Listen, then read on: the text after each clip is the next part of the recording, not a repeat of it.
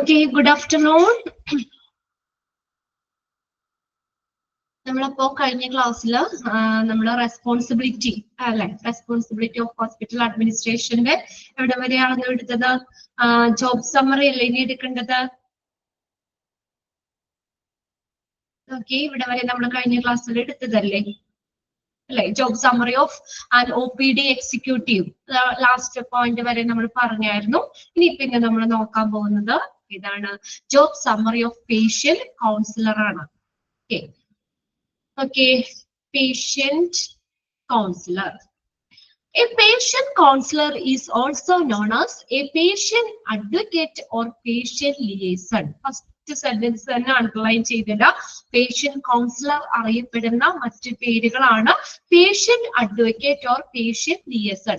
Patient advocate അല്ലെങ്കിൽ patient liaison. Liaison എന്ന് പറഞ്ഞ ബന്ധം, പേഷ്യന്റുമായിട്ട് ഒരു ബന്ധം കൂട്ടിച്ചേർക്കുന്ന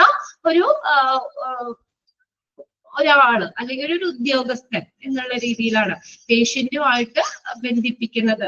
പേഷ്യൻസുമായിട്ട് ബന്ധം കൂട്ടിച്ചേർക്കുന്ന ഒരു ഉദ്യോഗസ്ഥൻ അല്ലെങ്കിൽ പേഷ്യന്റ് അഡ്വക്കേറ്റ് എന്ന പേരിൽ അറിയപ്പെടുന്നു പേഷ്യന്റ് കൗൺസിലർ. പേഷ്യന്റ് കൗൺസിലർ അറിയപ്പെടുന്ന മറ്റു രണ്ട് പേരുകളാണ് patient advocate or patient liaison. Underline ചെയ്തില്ല. Is a health professional who work nearly with the patient and their family to extend emotional support, education and their advocacy. Okay, is a health professional. അപ്പൊ patient counselor എന്ന് പറയുന്നത് ഒരു health professional ആണ്. who work nearly with the patient and their families. പേഷ്യൻസും അവരുടെ family ഒക്കെ ആയിട്ട് തീക്ഷ്ണമായിട്ട് work ചെയ്യുന്ന അല്ലെങ്കിൽ അവരുമായിട്ട് കൂടി വർക്ക് ചെയ്യുന്ന ഒരു ഹെൽത്ത് പ്രൊഫഷണൽ ആണ്. Okay, to extend emotional support. അപ്പൊ പേഷ്യൻസിന് അല്ലെങ്കിൽ ഫാമിലിക്ക് ഒരു വൈകാരിക പിന്തുണ, ഒരു ഇമോഷണൽ സപ്പോർട്ട് കൊടുക്കുന്നു. അവർക്ക് ഹെൽത്ത് എഡ്യൂക്കേഷൻ പ്രൊവൈഡ് ചെയ്യുന്നു. And advocacy. അഡ്വക്കസി എന്ന് പറഞ്ഞ ഒരു പിന്താങ്ങല് അല്ലെങ്കിൽ ഒരു സപ്പോർട്ട് അല്ലെങ്കിൽ അവർക്ക് വേണ്ടി റെക്കമെൻഡ്, ഒരു ശുപാർശയൊക്കെ കൊടുക്കുന്ന ഒരു ഹെൽത്ത് പ്രൊഫഷണൽ ആണ് പേഷ്യന്റ് കൗൺസിലർ എന്ന് പറയുന്നത്. ഇപ്പൊ പേഷ്യൻസ് ഒക്കെ ട്രീറ്റ്മെന്റ് ഹോസ്പിറ്റലിൽ ചെന്ന് ഇപ്പൊ അവർക്ക് പെട്ടെന്ന് എന്തെങ്കിലും അസുഖമൊക്കെയാന്ന് അറിയുമ്പോൾ ഒരു ഇമോഷണലി അവര് ഭയങ്കര ഫീൽ ഒക്കെ ആയിരിക്കും അല്ലെ. അപ്പൊ ഇമോഷണലി അവർക്ക് എന്തെങ്കിലും പ്രശ്നങ്ങളൊക്കെ ഉണ്ടെങ്കിൽ അപ്പൊ അതിനെയൊക്കെ ഒരു സപ്പോർട്ട് ചെയ്യുന്ന ഒരു വ്യക്തി. പിന്നെ അതുപോലെ തന്നെ നമ്മള് ഇത് ട്രീറ്റ്മെന്റും ഒക്കെ ആയിട്ട് ബന്ധപ്പെട്ടൊക്കെ സംശയങ്ങളോ കാര്യങ്ങളോ എന്തെങ്കിലും അങ്ങനെ അത് ആ ഹെൽത്ത് എഡ്യൂക്കേഷൻ, ഹെൽത്തിനെ കുറിച്ചുള്ള എഡ്യൂക്കേഷൻസ് ഒക്കെ കൊടുക്കുക, അവർക്ക് വേണ്ട സപ്പോർട്ട് ഒക്കെ കൊടുക്കുന്ന ഒരു ഹെൽത്ത് പ്രൊഫഷണൽ ആണ് പേഷ്യന്റ് കൗൺസിലർ എന്ന് പറയുന്നത്. The job description of a patient counselor normally includes the following responsibilities. The job description of a patient counselor. Patient counselorന്റെ job descriptionൽ വരുന്നത് ഏതൊക്കെയാണ് വരുന്നത്? Normally includes the following responsibility. ഈ പറയുന്ന റെസ്പോൺസിബിലിറ്റീസ് ഒക്കെയാണ് അതിനകത്ത് ഉൾപ്പെടുന്നത്. The job description of a patient counselor normally includes the following responsibility. ഏതൊക്കെ responsibility ആണ് പേഷ്യന്റ് കൗൺസിലറിൽ എന്ന് പറയുന്നത്? അപ്പൊ അദ്ദേഹത്തിന്റെ ഈ റെസ്പോൺസിബിലിറ്റിയിൽ ഇൻക്ലൂഡ് ചെയ്യുന്നത് ഏതൊക്കെയാണെന്ന് അപ്പൊ നിങ്ങൾ നോക്കുക. ഇതിനകത്ത് 7 പോയിന്റ്സ് ആണ് പറയുന്നത്. ഇപ്പോ കഴിഞ്ഞ ദിവസം ഞാൻ പറഞ്ഞ പോലെ തന്നെ നിങ്ങളുടെ ബുക്കിൽ ഹെഡിങ് കൊടുക്കുക, job summary of patient councillor എന്ന് കൊടുക്കുക. ഈ 7 പോയിന്റുകൾ ഒന്ന് നോട്ട് ചെയ്ത് വെക്കുക. 7 പോയിന്റ്സ് മാത്രം മതി, ഫുള്ള് പാരഗ്രാഫ് എഴുതണ്ട. എന്തായാലും ഇത് നിങ്ങൾ പാട്ട് തന്നെ പഠിക്കണം. ഇതിനകത്ത് ഈ ചാപ്റ്റർ ഫുള്ള് റെസ്പോൺസിബിലിറ്റി ആണ്, മാറിപ്പോവരുത്. പേഷ്യന്റ് കൗൺസിലറിന്റെ ജോബ് റെസ്പോൺസിബിലിറ്റി എന്ന് പറയുമ്പോൾ നിങ്ങൾ 7 പോയിന്റ്സ്, അത് 7 എണ്ണം ഉണ്ട് എന്നുള്ളത് ആദ്യം ഓർത്ത് വെക്കണം. പിന്നെ ആ പോയിന്റ്സും പഠിക്കണം. ഫസ്റ്റ് നോക്കിയേ, പ്രൊവൈഡിങ് ഇമോഷണൽ സപ്പോർട്ട്. ഒരു ഇമോഷണൽ സപ്പോർട്ട്, ഒരു വൈകാരിക പിന്തുണ നൽകുക. ഇമോഷണലി ഒരു ബാക്കിലാണ് അല്ലെങ്കിൽ അവർക്ക് എന്തെങ്കിലും പ്രശ്നം ഉണ്ടെങ്കിൽ അതിനൊന്ന് സപ്പോർട്ട് ചെയ്യുക. ഓക്കെ, രണ്ടാമത്തെ നോക്കിയേ, എഡ്യൂക്കേറ്റിംഗ് പേഷ്യന്റ് ആൻഡ് ഫാമിലീസ്. പേഷ്യൻസിനെ അവരുടെ ഫാമിലിനെയൊക്കെ ഹെൽത്ത് എഡ്യൂക്കേഷൻ കൊടുക്കുക, അവർക്ക് വേണ്ട ഹെൽത്ത് എഡ്യൂക്കേഷൻ കൊടുക്കുക. പിന്നെ അഡ്വക്കേറ്റിംഗ് ഫോർ പേഷ്യൻസ്. പേഷ്യൻസിന് ഉള്ള ഒരു പേഷ്യൻസിന് വേണ്ടി വാദിക്കുക അല്ലെങ്കിൽ അവർക്ക് വേണ്ട സപ്പോർട്ട് കൊടുക്കുക അല്ലെങ്കിൽ അവരെ പിന്താങ്ങുക എന്നുള്ള മീനിങ് ഒക്കെയാണ് അഡ്വക്കേറ്റിംഗ് എന്ന് പറയുന്നത്. പേഷ്യൻസിന് വേണ്ടി വാദിക്കുക, അല്ലെങ്കിൽ പേഷ്യൻസിനെ സപ്പോർട്ട് ചെയ്യുക, അവർക്ക് വേണ്ട ശുപാർശ ചെയ്യുക എന്നുള്ളതൊക്കെ. അടുത്ത് നോക്കിയേ പ്രൊവൈഡിങ് റിസോഴ്സുകൾ വിഭവങ്ങൾ പ്രൊവൈഡ് ചെയ്യുക. കോർഡിനേറ്റിംഗ് കെയർ രോഗി പരിചരണം എന്ത് ചെയ്യുക, കോർഡിനേറ്റ് ചെയ്യുക, ഏകോപിപ്പിക്കുക. ഡെവലപ്പിംഗ് കെയർ പ്ലാനുകൾ ഡെവലപ്പ് ചെയ്യുക. ദെൻ മോണിറ്ററിംഗ് പ്രോഗ്രസ് വിലയിരുത്തുക, മോണിറ്റർ ചെയ്യുക, നിരീക്ഷിക്കുക. ഇത് 7 പോയിന്റ്സ് ആണ്. മറക്കരുത്, പേഷ്യന്റ് കൗൺസിലറിന്റെ ജോബ് റെസ്പോൺസിബിലിറ്റി 7 പോയിന്റ്സ് ആണ്. അത് ഓരോന്നും പോയിന്റ് നിങ്ങളൊന്ന് ബുക്കിലേക്ക് നോട്ട് ചെയ്തിടുക. ഫസ്റ്റ് നോക്കിയേ പ്രൊവൈഡിങ് ഇമോഷണൽ സപ്പോർട്ട്. എന്താ പറഞ്ഞേക്കുന്നേ, ഒരു ഇമോഷണൽ സപ്പോർട്ട് കൊടുക്കുക. അപ്പൊ അവര് ഇമോഷണലി അവര് ഭയങ്കര വിഷമാണ് രോഗം കൊണ്ടൊക്കെ, അപ്പൊ അങ്ങനെ വരുമ്പോൾ അവർക്ക് വേണ്ട ഒരു സപ്പോർട്ട് കൊടുക്കുക. Okay, the patient counselor is accountable for providing emotional support to patient and their families. Patients നും family അവരുടെ കുടുംബത്തിനും ഒക്കെ ഒരു ഇമോഷണൽ സപ്പോർട്ട് കൊടുക്കുക. Hearing their concerns, അവരുടെ ആശങ്കകൾ കേൾക്കുക. അപ്പൊ അവർക്ക് അറിയോ എങ്ങനെ എന്തെങ്കിലും രോഗങ്ങൾ വരും, ഇനി എന്ത് ചെയ്യും, എന്ത് ട്രീറ്റ്മെന്റ് എടുക്കും, അല്ലെങ്കിൽ ഇതുകൊണ്ട് എന്തെങ്കിലും ഇതുണ്ടോ, അങ്ങനെയൊക്കെയുള്ള അവർക്കുടെ ആ ഒരു ട്രീറ്റ്മെന്റുമായിട്ട് ബന്ധപ്പെട്ടുള്ള അവർക്കുടെ പ്രശ്നങ്ങൾ, ആശങ്കകൾ അത് കേൾക്കുക. Hearing their concern and helping them deal with their diagnosis or illness. ഇനി എന്താ പറഞ്ഞേക്കുന്നത്, അവര് ഹെൽപ്പിംഗ് them to deal, അതിനെ ഡീൽ ചെയ്യാൻ, അതിനെ നേരിടാൻ സഹായിക്കുക. with their diagnosis, രോഗനിർണയത്തിനും രോഗത്തെ നേരിടാനും ഒക്കെ അവരെ ഹെൽപ്പ് ചെയ്യുക. രോഗനിർണയത്തിനും രോഗത്തെ നേരിടാനും ഒക്കെ അവരെ ഹെൽപ്പ് ചെയ്യുക. ഒന്നാമത്തെ പോയിന്റ് വരുന്ന പേഷ്യന്റ് കൗൺസിലറിന്റെ ജോബ് സമ്മറിയിൽ വരുന്നത് എന്തൊക്കെ പറഞ്ഞേ. ഫസ്റ്റ് എന്താ, നമുക്ക് പേഷ്യൻസിനും ഫാമിലിക്കും ഒരു ഇമോഷണൽ സപ്പോർട്ട് കൊടുക്കുക, അവരുടെ ആശങ്കകളൊക്കെ കേൾക്കുക, പിന്നെ ഡയഗ്നോസ്, രോഗനിർണയം എന്നിവയൊക്കെ നേരിടാനായിട്ട് അവരെ സഹായിക്കുക. ഓക്കെ, ക്ലിയർ അല്ലേ? അപ്പൊ ഫസ്റ്റ് ലൈൻ ഒന്ന് അണ്ടർലൈൻ ചെയ്തിട്ടേ കേട്ടോ. The patient counsellor is accountable for providing emotional support to patient and their families. പേഷ്യൻസിനും ഫാമിലീസിനും ഒക്കെ ഒരു ഇമോഷണൽ സപ്പോർട്ട് പ്രൊവൈഡ് ചെയ്യുക എന്നുള്ളത്.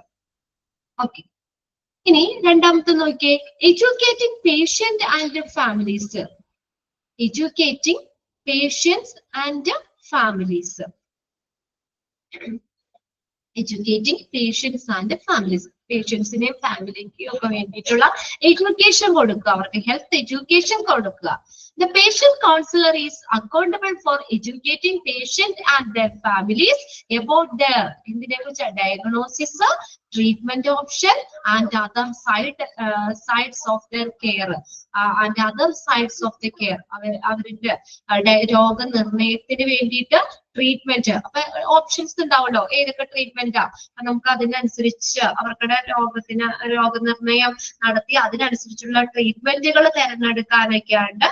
പിന്നെ അതുപോലെ തന്നെ പരിചരണത്തിന്റെ മറ്റു വശങ്ങൾ, other sides of the care, മറ്റു വശങ്ങൾ എന്തൊക്കെയാണ്, അതേക്കുറിച്ചുള്ള other side of the care, ഇതൊക്കെ പ്രൊവൈഡ് ചെയ്യുന്നതിന് ഈ വേണ്ട എഡ്യൂക്കേഷൻ കൊടുക്കുന്നു എന്നുള്ളത്. ഫസ്റ്റ് ലൈൻ അതിന്റെയും ഒന്ന് അണ്ടർലൈൻ ചെയ്തിട്ട് കേട്ടോ. The patient counselor is accountable for educating patient and their families.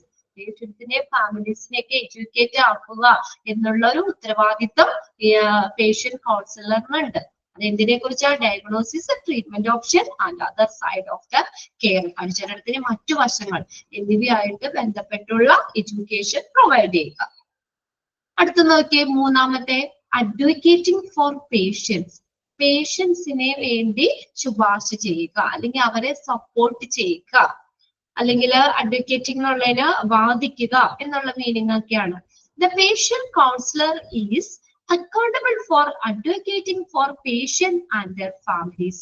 പേഷ്യൻസിന്റെയും അവരുടെ ഫാമിലിക്കും ഒക്കെ വേണ്ടി ഒരു സപ്പോർട്ട് ചെയ്യുന്നതിനുള്ള ഒരു ഉത്തരവാദിത്വം ഉണ്ട്, അവർക്ക് വേണ്ടി അവരെ പിന്താങ്ങുന്നതിനുള്ള ഒരു ഉത്തരവാദിത്വം ഉണ്ട് പേഷ്യന്റ് കൗൺസിലറിന്.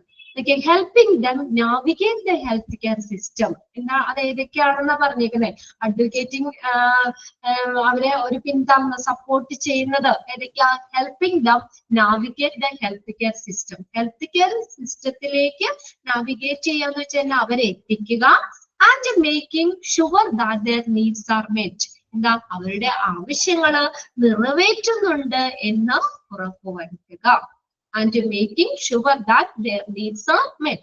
അവരുടെ ആവശ്യങ്ങൾ നിറവേറ്റുന്നുണ്ട് എന്ന് ഉറപ്പുവരുത്തുക, അവരെ ശരിയായ ഹെൽത്ത് കെയറിലേക്ക് എത്തിക്കുക എന്നുള്ള, അങ്ങനെ പേഷ്യൻസിന് ഒരു സപ്പോർട്ട് കൊടുക്കുക, പേഷ്യൻസിനും ഫാമിലിക്കും ഒരു സപ്പോർട്ട് കൊടുക്കാനുള്ള ഒരു ഉത്തരവാദിത്തം പേഷ്യന്റ് കൗൺസിലറിന് ഉണ്ട്.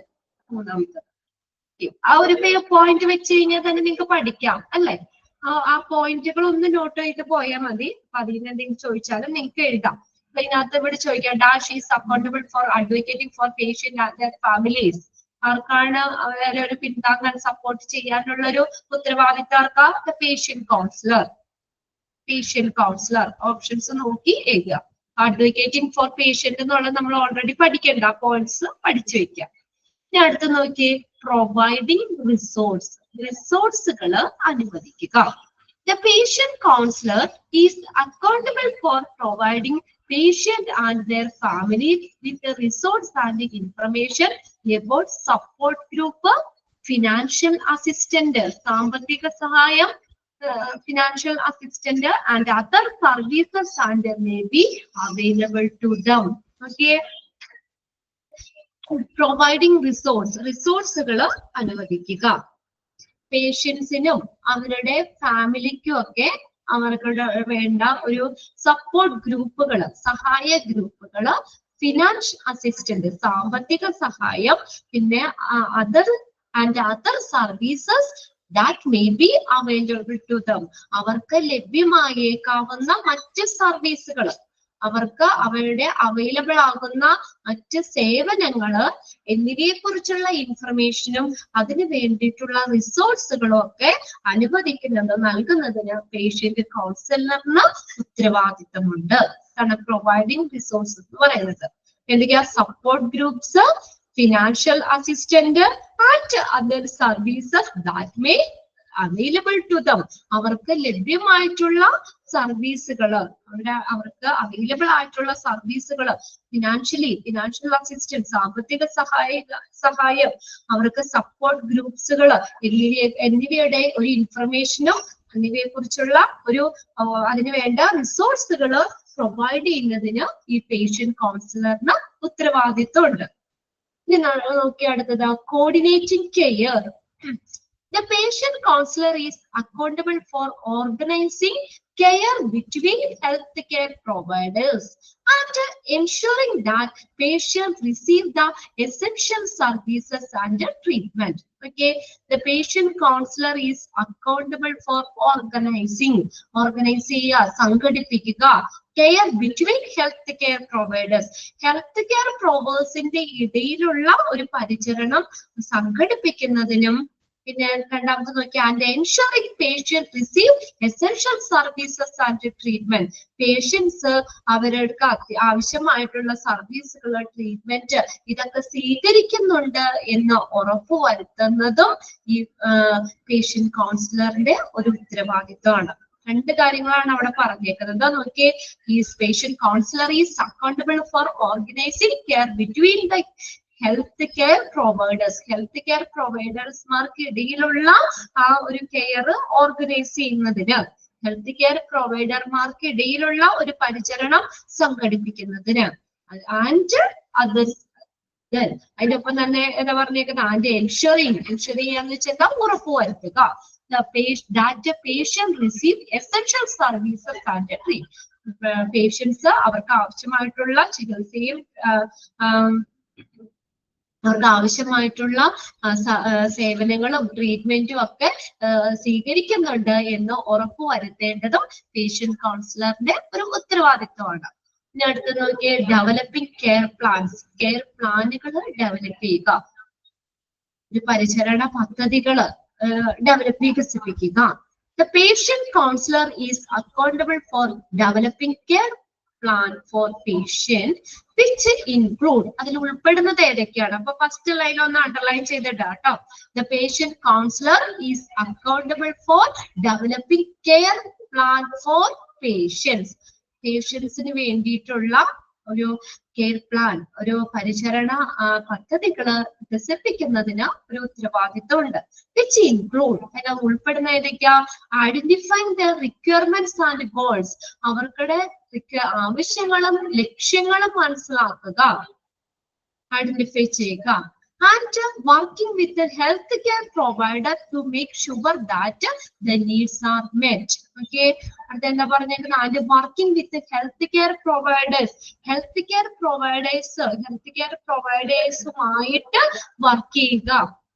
എന്തിനു വേണ്ടിയാ? To make sure that these needs are met, അവർക്കുടെ ആവശ്യങ്ങള്, അവർക്ക് വേണ്ടിയിട്ടുള്ള ആവശ്യങ്ങള് അവര് ലഭിക്കുന്നുണ്ട് എന്ന് ഉറപ്പുവരുത്തുന്നതിന് വേണ്ടിയിട്ട് ഹെൽത്ത് കെയർ പ്രൊവൈഡേഴ്സുമായിട്ട് വർക്ക് ചെയ്യുക എന്നുള്ളത്.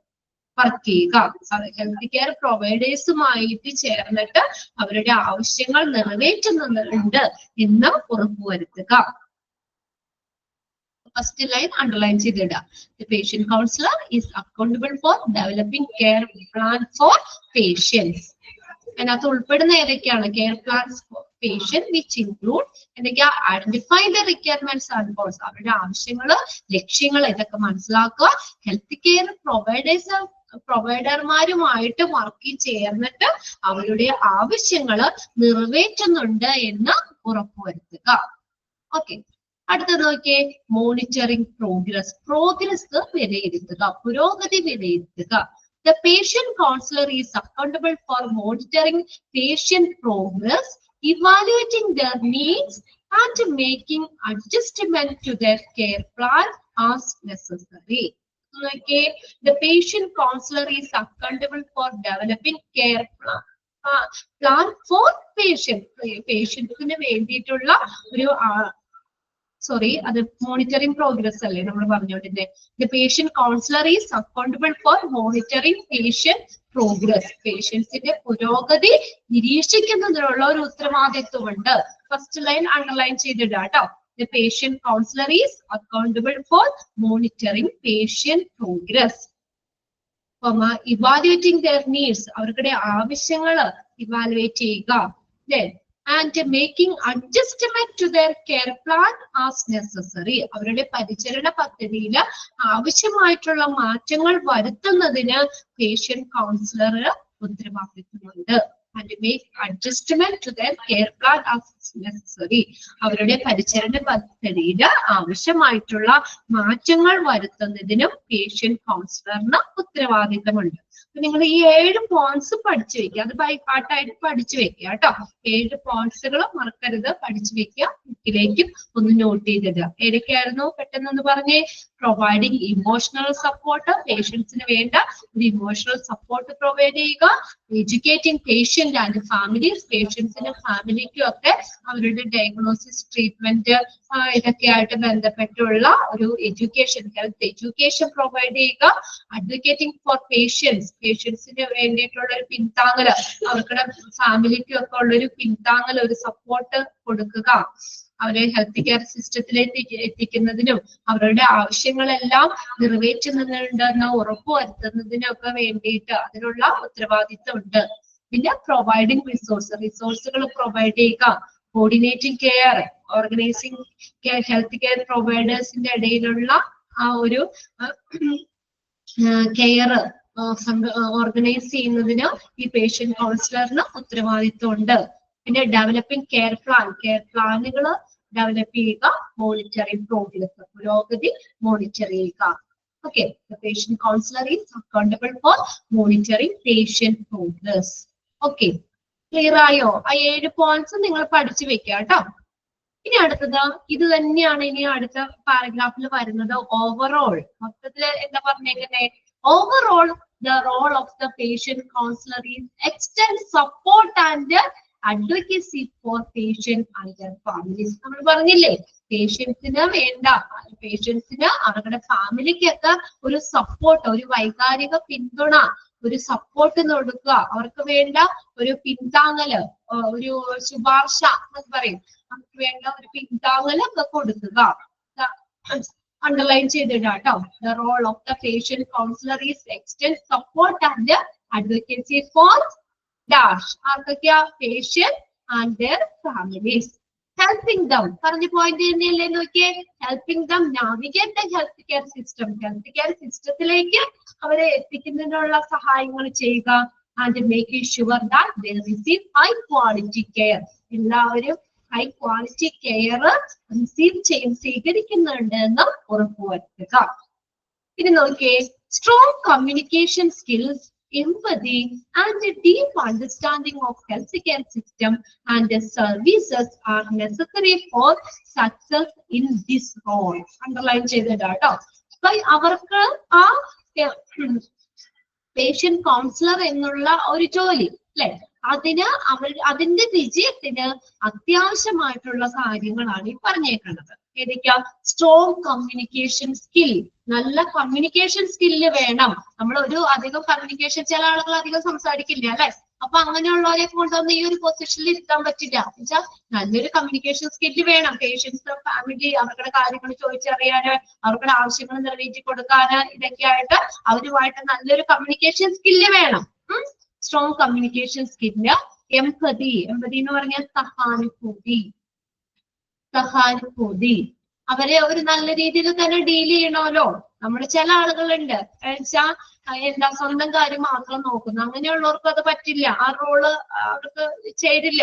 എന്നുവെച്ചാൽ അവരുടെ ആവശ്യങ്ങൾ കേട്ടറിഞ്ഞ് അവർക്ക് എന്താണോ ചെയ്തു കൊടുക്കേണ്ടത് അതനുസരിച്ചുള്ളൊരു സഹാനുഭൂതി, അവരെയൊക്കെ ഒന്ന് പ്രൊട്ടക്ട് ചെയ്യാനും അവർക്ക് വേണ്ട ആവശ്യങ്ങളൊക്കെ നേടിക്കൊടുക്കാനൊക്കെ ഒരു മൈൻഡ് വേണം അവർക്ക്. എംപതി വേണം, സഹാനുഭൂതി വേണം. And a deep understanding of health care system. Health care സിസ്റ്റത്തിനെ കുറിച്ചുള്ള ഒരു നല്ലൊരു ആഴത്തിലുള്ള ഒരു അറിവും വേണം. And a deep understanding of health care system. Health care സിസ്റ്റത്തിന് ആൻഡ് സർവീസസ് ഉണ്ട് കേട്ടോ. Health care system and services, ഇതിനെ കുറിച്ചും സേവനങ്ങളെ കുറിച്ചുള്ള ഒരു ആഴത്തിലുള്ള അറിവ് വേണം. ഈ ഒരു ഫീൽഡിൽ നിന്ന് അവിടത്തെ കുറിച്ചുള്ള ഒരു അറിവുണ്ടെങ്കിൽ മാത്രമാണ് അവർക്ക് അതിന് വേണ്ട സപ്പോർട്ടും കാര്യങ്ങളൊക്കെ ചെയ്തു കൊടുക്കാൻ പറ്റുള്ളൂ. ഇതെല്ലാം അവരുടെ പേഷ്യന്റ് കൗൺസിലർ എന്ന് പറഞ്ഞ ആ റോളിന്റെ വിജയത്തിന് അനിവാര്യമായിട്ടുള്ള കാര്യങ്ങളാണ്. 3 അണ്ടർലൈൻ ചെയ്തിടാം.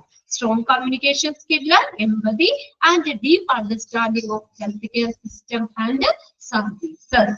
ഓക്കെ, ക്ലിയർ ആയോ? ആ 7 പോയിന്റ്സും അങ്ങനെ തന്നെ പഠിച്ചു വെക്കണം കേട്ടോ. അത് തന്നെയാണ് നമ്മുടെ പാരഗ്രാഫിലേക്ക് വരുന്നത്. ക്ലിയർ ആണോ? ഓക്കെ. ഇനി അടുത്തത് basic skill required for non clinical job. നമ്മൾ പറഞ്ഞല്ലോ, ഹോസ്പിറ്റൽ അഡ്മിനിസ്ട്രേഷൻ അല്ലെങ്കിൽ ഹോസ്പിറ്റൽ അഡ്മിനിസ്ട്രേറ്റർ എന്ന് പറഞ്ഞു കഴിഞ്ഞാൽ ഓവറോൾ ആണ് അല്ലെ. ഹോസ്പിറ്റലിലെ മൊത്തത്തിലുള്ള ഒരു മാനേജ്മെന്റാ വരുന്നത്. അവിടെ ക്ലിനിക്കൽ മാത്രമല്ല, എന്താ പറയാ, അവിടെ നോൺ ക്ലിനിക്കൽ ജോബ്സ് ആണ്. ഒരു ഹോസ്പിറ്റലിനെ സക്സസ്ഫുൾ ആയിട്ട് റൺ ചെയ്യുന്നതിന് അല്ലെങ്കിൽ നല്ലൊരു ഗ്രോത്തിന് പിന്നില് ഈ ഹോസ്പിറ്റൽ അഡ്മിനിസ്ട്രേറ്റീവ്സ് ആണ്. അവിടെ ചികിത്സ മാത്രം കൊടുത്താൽ മതിയോ? ഹോസ്പിറ്റലില് ക്ലിനിക്കൽ കാര്യങ്ങൾ മാത്രം മതിയോ? അല്ല അല്ലെ. നോൺ ക്ലിനിക്കൽ ജോബ്സും അതിന്റെ ഒപ്പം തന്നെ പ്രാധാന്യമുണ്ട്. അപ്പൊ നമ്മൾ നേരെ ചെന്ന വഴിയല്ലേ നേരെ ഓടിയ ഡോക്ടറിന്റെ റൂമിലേക്കാണോ കയറി ചെല്ലുന്നത്? ആദ്യം നമ്മൾ എവിടെയാ? റിസപ്ഷനിൽ ചെല്ലണം അല്ലെ. റിസപ്ഷനിൽ ചെല്ലുന്ന അപ്പോയിന്റ്മെന്റ് ഒക്കെ എടുത്ത് എല്ലാം കൊടുത്തതിന് ശേഷമാണ്. അപ്പൊ എന്ന് പറഞ്ഞാൽ ക്ലിനിക്കൽ മാത്രമല്ല, നോൺ ക്ലിനിക്കൽ ജോബ്സും അല്ലെങ്കിൽ നോൺ ക്ലിനിക്കൽ ആയിട്ടുള്ളതും വേണം. ഹോസ്പിറ്റൽ എന്ന് പറയുന്നത് 2 വേണം. ക്ലിനിക്കലും നോൺ ക്ലിനിക്കൽ ജോബ്സും വേണം. അപ്പൊ നമ്മൾ ഫസ്റ്റ് മീറ്റ് ചെയ്യുന്നത് തന്നെ നേരെ ചികിത്സയിലേക്കല്ല നമ്മൾ ചെല്ലുന്നത്.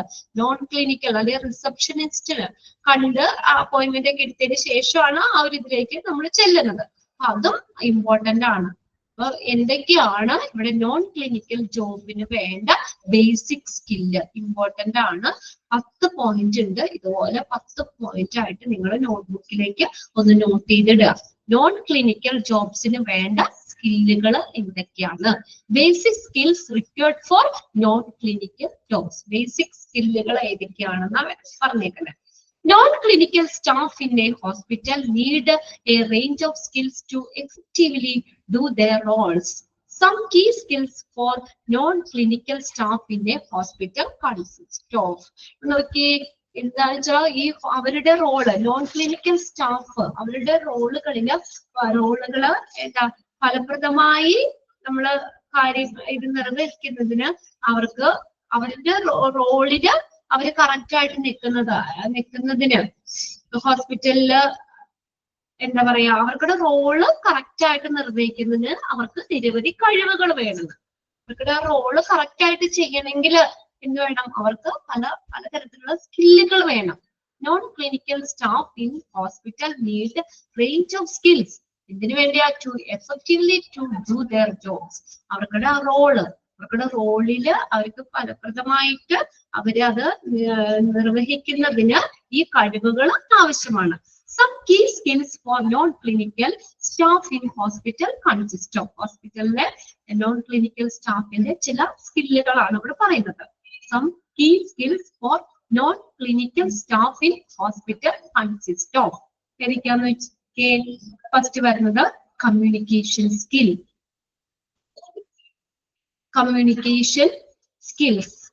കമ്മ്യൂണിക്കേഷൻ സ്കില്ല് വരുന്നുണ്ട്. Customer service skill, organizational skill, technology skill, problem solving skill, confidently and ethics, teamwork and collaboration, adaptability, then empathy and compassion, then cultural competence. ഓരോന്ന് ഡീറ്റെയിൽ നോക്കാം നമുക്ക്. ഫസ്റ്റ് വേണ്ട എന്താണ്, കമ്മ്യൂണിക്കേഷൻ സ്കില്ലാണ്. നമ്മൾ പറഞ്ഞല്ലോ, നല്ലൊരു പേഷ്യൻസിന്റെ അടുത്ത് നല്ല രീതിയിൽ സംസാരിക്കാനും അവരുടെ കാര്യങ്ങൾ നേരെ ചോദിച്ച് മനസ്സിലാക്കി അതിന് വേണ്ട ഒരു സപ്പോർട്ട് കൊടുക്കാനും ഒക്കെ നല്ലൊരു കമ്മ്യൂണിക്കേഷൻ സ്കില്ല് അത്യാവശ്യമാണ്. Strong communication skills are necessary for non-clinical staff to effectively interact with the patient, visitors and other staff members. ഒരു നല്ലൊരു കമ്മ്യൂണിക്കേഷൻ സ്കില്ല് അത്യാവശ്യമാണ്. ഈ നോൺ ക്ലിനിക്കൽ സ്റ്റാഫിന് അവർ പേഷ്യൻസുമായിട്ട്, വിസിറ്റേഴ്സോ മറ്റുള്ള സ്റ്റാഫ് മെമ്പേഴ്സോ ഒക്കെ ഒരു ഫലപ്രദമായിട്ട് ഇന്ററാക്ട് ചെയ്യുന്നതിന് ഒരു നല്ലൊരു സ്ട്രോങ് കമ്മ്യൂണിക്കേഷൻ സ്കില്ല് അത്യാവശ്യമാണ്. They should be able to communicate. എങ്ങനെ കമ്മ്യൂണിക്കേറ്റ് ചെയ്യണം എന്നാ പറഞ്ഞേക്കുന്നേ? ക്ലിയർ ആയിട്ട്. നമ്മൾ പറയുന്ന കാര്യം കേൾക്കുന്ന ആൾക്ക് ക്ലിയർ ആവണ്ടേ? അത് വെറുതെ നമ്മൾ ഒരാളുകളാന്നുള്ള രീതിയിൽ പറഞ്ഞാൽ പോരാ. നമ്മൾ എന്താണോ പറയുന്നത് അത് കേൾക്കുന്ന ആൾക്ക് ക്ലിയർ ആവണം. എങ്കിലാണ് ആ നല്ല കമ്മ്യൂണിക്കേഷൻ ഇതെന്ന് പറയുള്ളൂ. നമ്മൾ പറയുന്ന കാര്യം കേൾക്കുന്നവന് മനസ്സിലാവണ്ടേ? അതിനു വേണ്ടി എന്താണ്, it should be able to communicate clear ആയിട്ട് കമ്മ്യൂണിക്കേറ്റ് ചെയ്യണം. ആൻഡ് എംഫത്തിക്കലി, ഒരു സഹാനുഭൂതിയോടുകൂടി. നമ്മൾ ദേഷ്യപ്പെട്ടൊക്കെ പറയാൻ പറ്റുമോ അവരുടെ അടുത്ത്? ഇപ്പൊ ഇങ്ങനെ ഒരു നോൺ ക്ലിനിക്കൽ സ്റ്റാഫ്, ഇപ്പൊ റിസപ്ഷനിസ്റ്റ് ആയിക്കോട്ടെ, അവിടെ ചെന്ന് കഴിയുമ്പോഴത്തേക്കും നമ്മൾ അവരോട് ദേഷ്യപ്പെട്ടൊക്കെ നമ്മളൊരു കരുണയില്ലാത്ത രീതിയിൽ സംസാരിക്കാൻ പാടില്ല. അവര് നമ്മളെ വെൽക്കം ചെയ്യുന്നത് തന്നെ വളരെ കൈൻഡ്ലി ആയിട്ടാണ്, അല്ലെ? നല്ല രീതിയിൽ. എന്നാലല്ലേ നമുക്ക് വീണ്ടും അവിടെ ആ ഒരു ഹോസ്പിറ്റലിലേക്ക് ആരെങ്കിലും ചെല്ലാൻ തോന്നുള്ളൂ. ഇപ്പൊ നമ്മുടെ വീട്ടിലേക്ക് ആരെങ്കിലും വന്നു കഴിഞ്ഞാൽ നമ്മൾ അവരോട് ദേഷ്യപ്പെട്ട് അല്ലെങ്കിൽ റൂഡായിട്ട് പെരുമാറി കഴിഞ്ഞാൽ അവര് വീണ്ടും നമ്മുടെ വീട്ടിലേക്ക് വരുമോ?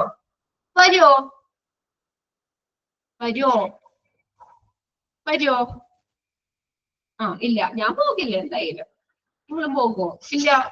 നമ്മളിപ്പോ ചെല്ലുമ്പോ തന്നെ എന്താ, നമ്മളോട് ഒരു നല്ല രീതിയിൽ സംസാരിക്കണം. പിന്നെ അവരുടെ കാര്യങ്ങൾ ചോദിച്ച് വ്യക്തമായി കേട്ട് അതിനൊരു സൊല്യൂഷൻ എന്താന്ന് വെച്ചാൽ അതുണ്ടെങ്കിൽ അത് പറഞ്ഞു കൊടുത്ത് അങ്ങനെ ഒരു നല്ല സോഫ്റ്റ് ആയിട്ട് ഒരു സഹാനുഭൂതിയോടുകൂടി കമ്മ്യൂണിക്കേറ്റ് ചെയ്യണം. Both verbally and writing.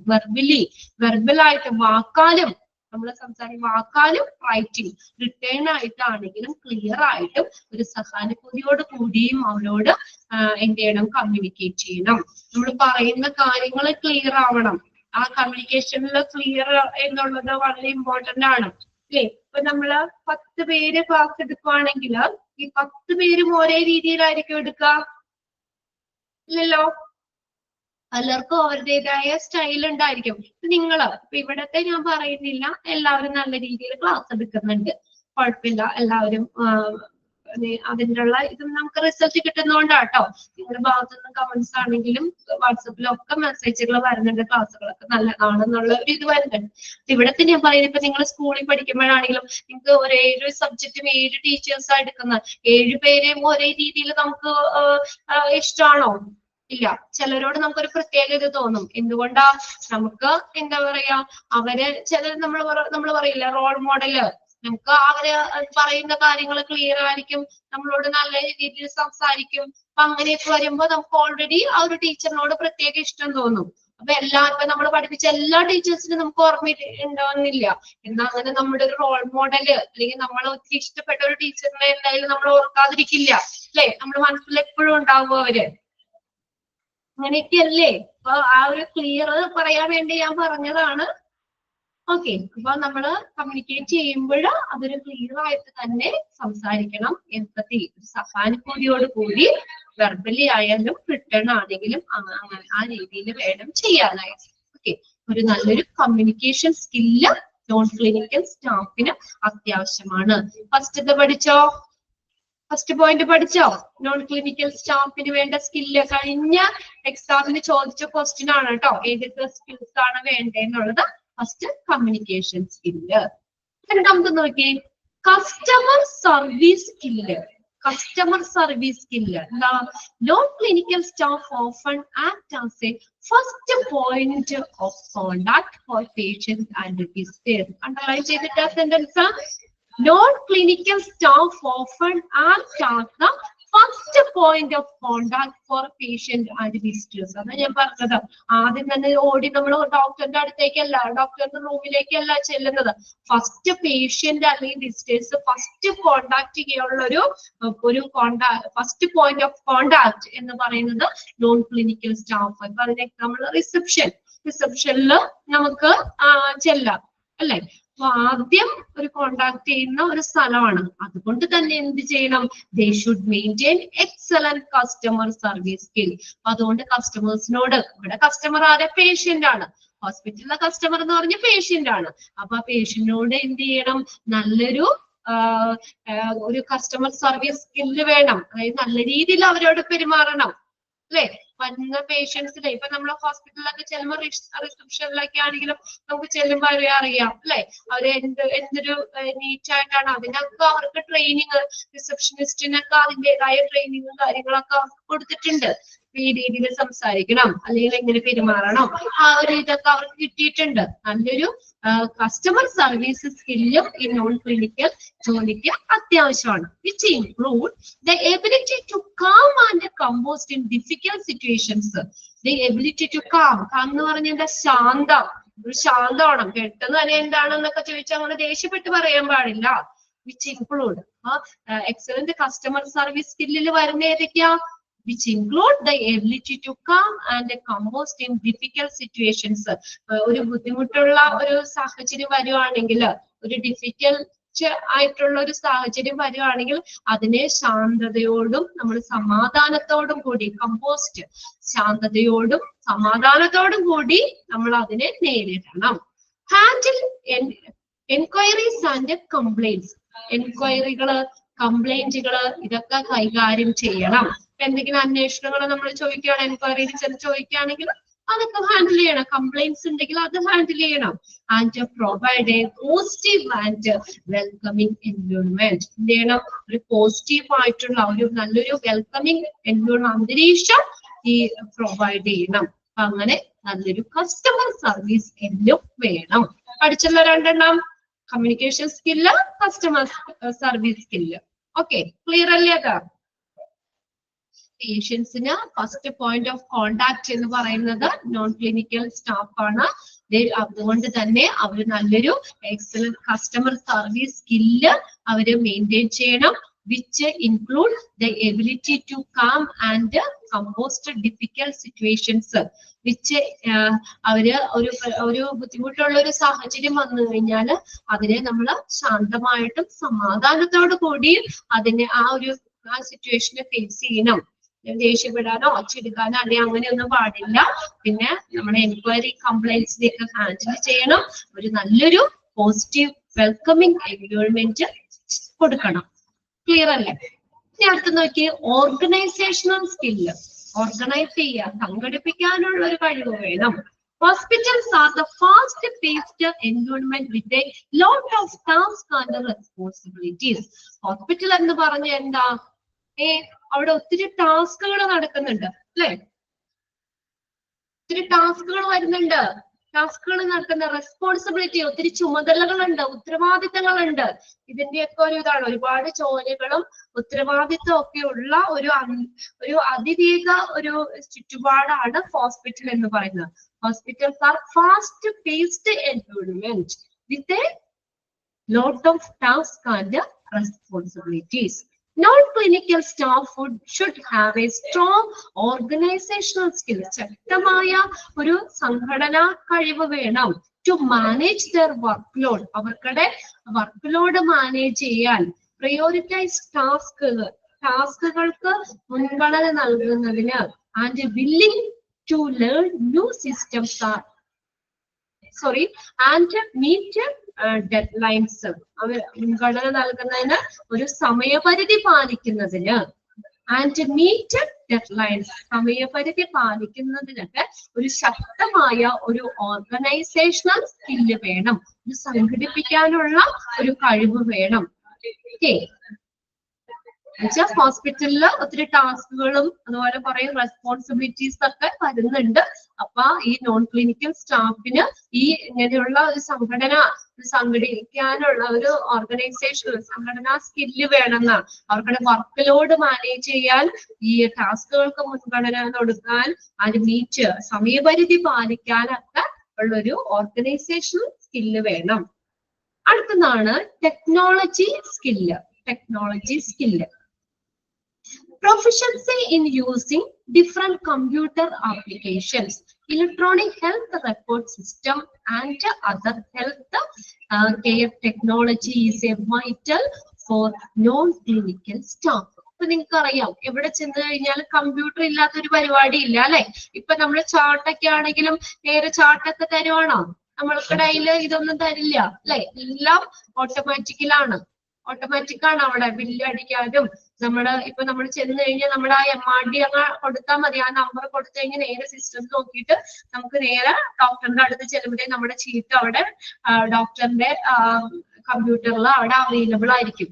പിന്നെ അതുപോലെ എക്സ്റേ എടുക്കാനും, എക്സ്റേ ഒക്കെ എടുത്ത് ആ ഷീറ്റ് കൊണ്ട് പോകണോ? വേണ്ട അല്ലെ. ഇപ്പൊ എക്സ്റേ ഒക്കെ എടുത്തു കഴിഞ്ഞ് നേരെ ഡോക്ടറിന്റെ റൂമിൽ ചെന്ന് കഴിഞ്ഞാൽ നമ്മുടെ എക്സ്റേയുടെ ഫുള്ള് ഇത് ഡീറ്റെയിൽ അവിടെ സിസ്റ്റത്തിൽ വരും. പിന്നെ ഈ ഇവിടെ നോൺ ക്ലിനിക്കൽ ആയിട്ട് ഇതാണെങ്കിലും നമ്മളെല്ലാം ഈ ഇതൊക്കെ റിസപ്ഷനിൽ നമ്മൾ ബുക്ക് ചെയ്യണതും, പിന്നെ അതുപോലെ തന്നെ നമ്മൾ ഷീറ്റ് എടുക്കുന്നതും, ഈ ഫാർമസിയിൽ ബില്ല് തരുന്നതും, ഇതെല്ലാം എന്താണ് കമ്പ്യൂട്ടറൈസ്ഡ് ആണ്. അല്ലാതെ ഇപ്പൊ നമ്മള് മരുന്നിന്റെ ചീട്ട് കൊടുത്ത് അവരെ എഴുതി അങ്ങനെയൊന്നും അല്ല. എല്ലാം ആ മരുന്നുകൾ ഉണ്ടോ എന്ന് ചെക്ക് ചെയ്യാനും ഒക്കെ ഈ അതിനുള്ള സോഫ്റ്റ്വെയറുകൾ കമ്പ്യൂട്ടറിലുണ്ട്. അപ്പൊ നമുക്ക് അതൊക്കെ എന്താ പറയാ, അങ്ങനെയുള്ള ഇതിനെയൊക്കെ ഡീൽ ചെയ്യാൻ, അതായത് കമ്പ്യൂട്ടർ ആപ്ലിക്കേഷൻ നമ്മൾ അത്യാവശ്യമായിട്ട് അറിഞ്ഞിരിക്കേണ്ടതാണ്. നോൺ ക്ലിനിക്കൽ സ്റ്റാഫിന് ഉള്ള ഒരു സ്കില്ല് ടെക്നോളജി സ്കില്ല്. ആ കമ്പ്യൂട്ടറിൽ ഇതിലൊക്കെ ഒരു അറിവ് വേണം. Proficiency, പ്രാവീണ്യം in using different computer applications. പല കമ്പ്യൂട്ടർ ആപ്ലിക്കേഷൻസും യൂസ് ചെയ്യാനുള്ള ഒരു പ്രാവീണ്യം വേണം. Electronic health record system and other health care technology is a vital for non-clinical staff. അവരുടെ ജോലിക്ക് അത്യാവശ്യമായിട്ടുള്ള കാര്യമാണ്. They should be comfortable with the technology and willing to learn new system are required. അവരെ comfortable ആക്കി ടെക്നോളജിയിൽ അവര് എന്താണ് comfortable ആയിരിക്കണം. പിന്നെ പുതിയ കാര്യങ്ങൾ and willing to learn new system as required. അവർക്ക് ആവശ്യാനുസരണം പുതിയ കാര്യങ്ങളൊക്കെ പഠിക്കാനും അവര് വില്ലിംഗ് ആയിരിക്കണം, തയ്യാറായിരിക്കണം. അച്ഛാ പണ്ട് ചീട്ട് എഴുതിയ പോലെ ഇപ്പൊ ഇരുന്ന് ചീട്ട് എഴുതാൻ പറ്റുമോ? ഇല്ല. അപ്പൊ പുതിയ ടെക്നോളജി വന്നു, അത് അവര് പഠിക്കാനായിട്ട് അവര് വില്ലിംഗ് ആയിരിക്കണം അല്ലേ. അപ്പൊ പുതിയ ടെക്നോളജി വരുന്നതിന്റെ അതനുസരിച്ച് അത് അവര് ഫോളോ ചെയ്ത് പോണം. അതിനൊക്കെ ഉള്ളൊരു ടെക്നോളജി സ്കില്ല് ഈ നോൺ ക്ലിനിക്കൽ സ്റ്റാഫിന് വേണം. ക്ലിയർ ആയോ?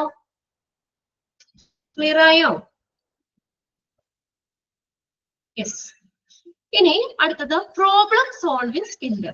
പ്രശ്നങ്ങളെ സോൾവ് ചെയ്യാനുള്ള ഒരു കഴിവ് വേണം. Non-clinical staff may face various challenges and problems while executing their duties.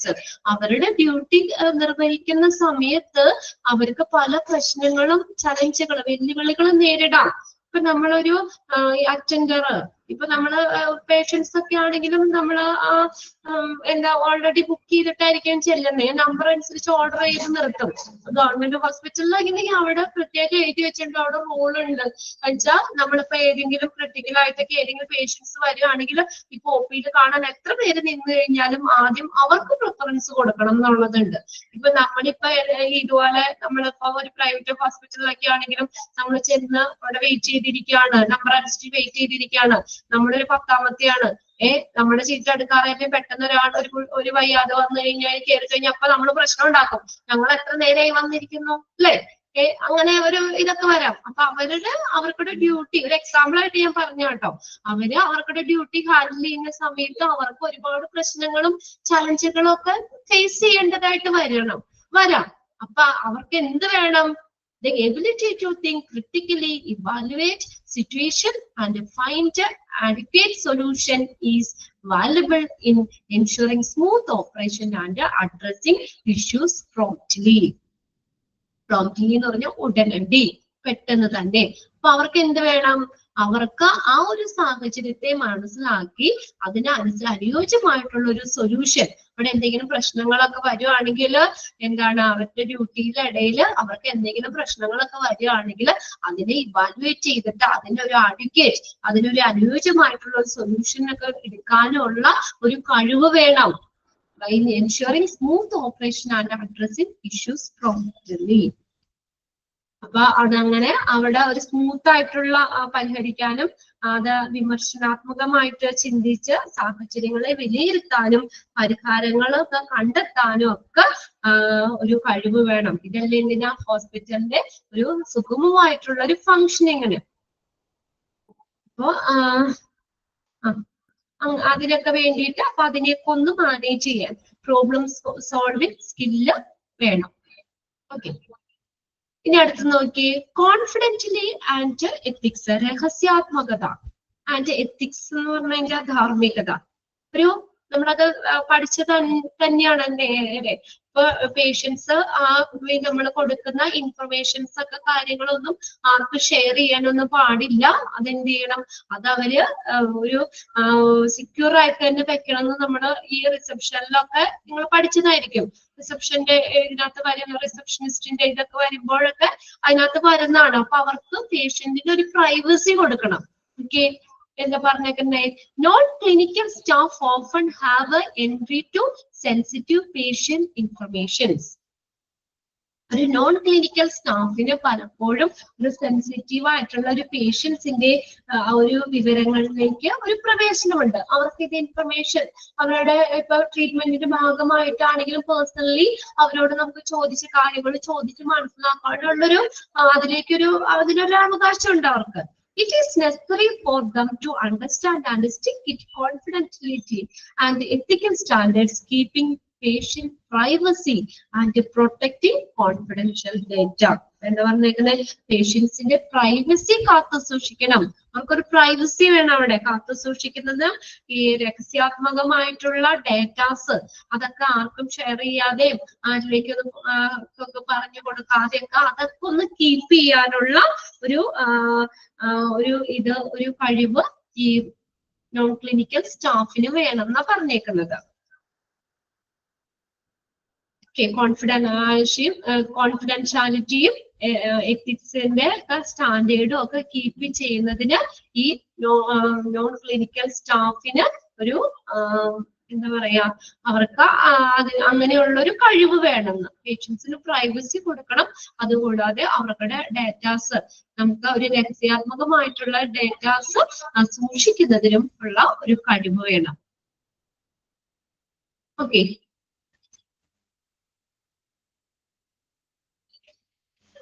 ഇനി അടുത്തത് 7ാമത്തെ point, team work and collaboration. Team work നമ്മൾ പറഞ്ഞല്ലോ, ഹോസ്പിറ്റൽ അഡ്മിനിസ്ട്രേഷൻ എന്ന് പറഞ്ഞൊരു ടീം വർക്കാണ്. ഒരു ഗ്രൂപ്പ് ഓഫ് ആളുകളുടെ ഒരു പ്രവർത്തനമാണത്. അല്ലാതെ ഒരാളിനെ മാത്രം ബേസ് ചെയ്തിരിക്കുന്നതല്ല, ഒരു ഗ്രൂപ്പ് ഓഫ് ആളുകളുടെ ഒരു കൂട്ടായ്മയാണ് ആ കാണിച്ചേക്കുന്നത് നമ്മള്. അപ്പൊ ഇവിടെ അപ്പൊ അങ്ങനെ ടീം വർക്കുകളും അവരുടെ സഹകരണം, കൊളാബറേഷൻ എന്ന് വെച്ചാൽ സഹകരണം ഒക്കെ വേണം. Non-clinical staff often have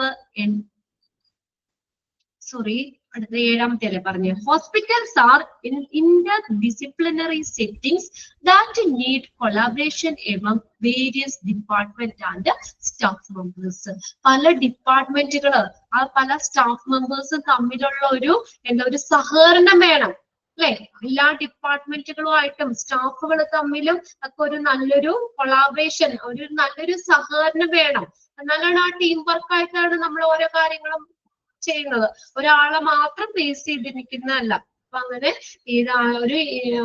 അങ്ങനെയുള്ള ഒരു ഇന്റർ ഡിസിപ്ലിനറി സെറ്റിംഗ്സിലേക്കാണ് ഹോസ്പിറ്റല് കൊണ്ടുപോകുന്നത്. അത് ഹോസ്പിറ്റൽ എന്ന് പറഞ്ഞ എന്താണ്, പല ഡിപ്പാർട്ട്മെന്റുകളും സ്റ്റാഫ് മെമ്പേഴ്സും തമ്മിലുള്ള ഒരു സഹകരണം, അതിന്റെ ഒരു ഇന്റർ ഡിസിപ്ലിനറി സെറ്റിംഗ്സ് ആണ് ഹോസ്പിറ്റൽ എന്ന് പറയുന്നത്. Non-clinical staff should be able to work in an effective manner as a part of team. Communicate and Tasneem leave ചെയ്യട്ടെ, ഇതും കൂടി എടുക്കുന്നുള്ളൂ കേട്ടോ. 7 പോയിന്റ്സ് പറയുന്നുള്ളൂ, ബാക്കിയിട്ട് അടുത്ത ക്ലാസ്സിൽ എടുത്താൽ മതി. എന്തായാലും ഇന്ന് തീരില്ല, 10 പോയിന്റ് ഇട്ട് ചെറിയൊരു പാരഗ്രാഫ് ഉണ്ട്, നമുക്ക് അടുത്ത ക്ലാസ്സിൽ തീർത്താൽ മതി. ഓക്കെ, ഇതും കൂടി കഴിഞ്ഞിട്ട് നിർത്താം. മഴയുണ്ടോ നിങ്ങൾക്ക് അവിടെ? മഴയൊക്കെ ഉണ്ടോ? മഴയുണ്ടോ? ഇവിടെയൊക്കെ നല്ല മഴയാണ്. ഇനി അതാണോ? Okay. Non-clinical staff should be able to work in an effective manner as a part of team, communicate and coordinate with the colleagues. അവരുടെ സഹപ്രവർത്തകരുമായിട്ട് കമ്മ്യൂണിക്കേറ്റ് ചെയ്യണം, അവരുമായിട്ട് കോർഡിനേറ്റ് ചെയ്യണം. And donate A positive work environment, ഒരു നല്ലൊരു അന്തരീക്ഷം സംഭാവന ചെയ്യാറ്. ഹോസ്പിറ്റലിൽ അങ്ങനെ ഒരു സഹകരണം നമ്മളെവിടെ ചെന്നാലും ഇത് വേണം അല്ലെ. ഡിപ്പാർട്ട്മെന്റുകളാണെങ്കിലും സ്റ്റാഫിന്റെ ഇടയിലാണെങ്കിലും നല്ലൊരു കൊളാബറേഷൻ അല്ലെങ്കിൽ നല്ലൊരു സഹകരണം ഉണ്ടെങ്കിൽ മാത്രമാണ് അത് മുന്നോട്ട് പോകുള്ളൂ അല്ലെ.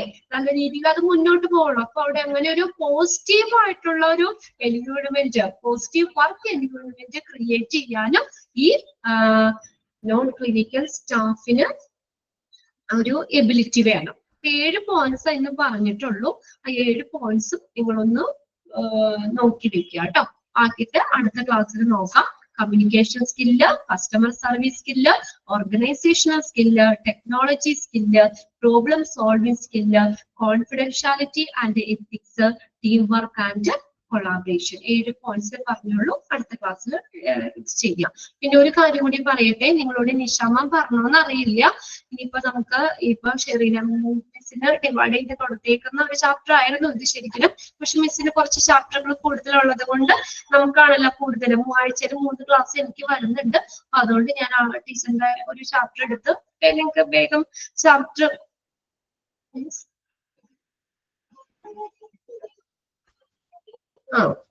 ഓക്കെ. ബിനോയ് അതിന്റെ അടുത്ത് മെസ്സേജ് ചോദിച്ചാണ്, ഞാൻ അതൊന്ന് വായിച്ചതാണ്. അപ്പൊ എന്താ പറഞ്ഞത്, അപ്പൊ അതുകൊണ്ട് ഈ ഒരു ചാപ്റ്റർ അങ്ങനെ വന്നതാണ്. ഇനിയിപ്പോ ഒരു ചാപ്റ്റർ കൂടി അവിടെ നിൽക്കുന്നുണ്ട് കേട്ടോ. മിസ്സിന് 2 ചാപ്റ്റർ എടുക്കാണ്ട്, അതിന് ഇപ്പൊ എടുത്തത് അല്ലാതെ ഒരു ചാപ്റ്റർ കൂടി ഉണ്ടെന്നാ പറഞ്ഞത്. അപ്പൊ വീണ്ടും ഒരു ചാപ്റ്റർ അവിടെ വരുന്നുണ്ട്. അതായത് കമ്പ്യൂട്ടർ ആണ്, ബേസിക് ഓഫ് കമ്പ്യൂട്ടർ. അത് സിമ്പിൾ ആണ്, കുഴപ്പമൊന്നുമില്ല. ഒരുവിധമൊക്കെ നിങ്ങൾക്ക് അറിയാവുന്ന കാര്യങ്ങളൊക്കെ തന്നെയാണ് ആദ്യത്തേത് വരുന്നത്. Word, Microsoft Word, Excel, PowerPoint, അത് 3ഉം ആദ്യത്തെ ഒരു സെക്ഷനിൽ വരുന്നതാണ്. ബേസിക് കമ്പ്യൂട്ടർ പാർട്സുകൾ, അതിന്റെ ഇപ്പൊ നമ്മൾ ഓരോന്നും ഇപ്പൊ വേർഡ് എവിടേക്കാണ്, അത് ഹോസ്പിറ്റലിൽ എവിടെയാണ് ആപ്ലിക്കബിൾ ആവുന്നത്, എക്സൽ ഷീറ്റിൽ എന്തൊക്കെയാണ്, അത് മെയിൻ ടൂൾസ് കാര്യങ്ങളൊക്കെ വരുന്നുണ്ട്. അപ്പൊ ഞാനിവിടെ ടെക്നിക്കലില് പറഞ്ഞിട്ടുണ്ട്. അപ്പൊ അത് നിങ്ങൾക്ക് ഞാൻ നോക്കട്ടെ, സ്ക്രീൻ ഇതിലേക്ക് ഡിസ്പ്ലേ ചെയ്തിടാൻ പറ്റുകയാണെങ്കിൽ ജസ്റ്റ് ഞാൻ ആ സ്ക്രീനുകൾ ഒന്ന് കാണിക്കാം. വേർഡ്, എക്സൽ, പവർ പോയിന്റ് ഒക്കെ കാണിച്ച് കുറച്ച് പേരുകളൊക്കെ കമ്പ്യൂട്ടർ ബേസിക് പഠിച്ചിട്ടുണ്ടാവും. ബേസിക് ഓഫ് കമ്പ്യൂട്ടർ എന്നുള്ള ചാപ്റ്റർ ആണ് നമ്മൾ ഇനി എടുക്കുന്നത്. അപ്പൊ അത് 4th മൊഡ്യൂളിലെ 11ാമത്തെ ചാപ്റ്റർ ആണ് കേട്ടോ. ലാസ്റ്റ് ചാപ്റ്റർ ആണ് അത്. അടുത്ത ക്ലാസ്സിലേക്ക് നിങ്ങളൊന്ന് പ്രിന്റ് എടുത്ത് വെക്കുക. വെനസ്ഡേ ഉണ്ടല്ലോ നമുക്ക് ക്ലാസ്. അപ്പൊ ഇതിന് ബാക്കിയിട്ട് തീർക്കാം. ജസ്റ്റ് നമുക്ക് ആ ചാപ്റ്റർ സ്റ്റാർട്ട് ചെയ്യാം. ഓക്കെ, ക്ലിയർ അല്ലേ? പിന്നെ നിങ്ങൾ ഡൗട്ട് പറഞ്ഞത് ഏതാ, ഹൗസ് കീപ്പിംഗിലെ മോക്ക് ടെസ്റ്റിലല്ലേ നിങ്ങൾക്ക് ഒരു കൺഫ്യൂഷൻ വന്നത്? ആ ബുക്ക് എടുത്തിട്ട് അടുത്ത ക്ലാസ്സിൽ ഞാനത് ക്ലിയർ ചെയ്ത് തരാം കേട്ടോ. ഇനിയിപ്പോ ഇവര് ടൈപ്പ് ചെയ്തപ്പോ ഓപ്ഷൻസ് വല്ലതും മാറിപ്പോയതാണോ എന്താണോന്ന് അറിയില്ല. ഞാൻ ആ കൊടുത്ത ബുക്ക് ഒന്ന് കൊടുത്ത് ഇവിടെ ഒന്ന് ഞാനത് നോക്കട്ടെ കേട്ടോ. നോക്കിയിട്ട് അടുത്ത ക്ലാസ്സിലേക്ക് ഞാനത് ക്ലിയർ ചെയ്ത് തരാം. മോക്ക് ടെസ്റ്റിലെ ക്വസ്റ്റ്യൻസ് അല്ലേ പറഞ്ഞത് നിങ്ങള്? യെസ്, അത് ഞാനൊന്ന് ചെക്ക് ചെയ്തിട്ട് പറഞ്ഞുതരാം കേട്ടോ. അടുത്ത ക്ലാസ്സിൽ ക്ലിയർ ചെയ്തേക്കാം. ഓക്കെ. ഹൗസ് കീപ്പിംഗ് സർവീസിന്റെ അല്ലേ? അല്ലെ, പ്രോപ്പർട്ടീസ് ഓഫ് ഡിസിൻഫെക്ഷൻ. ഓക്കെ, ഞാൻ നോക്കിയിട്ട് പറഞ്ഞുതരാം കേട്ടോ. Okay, okay, by.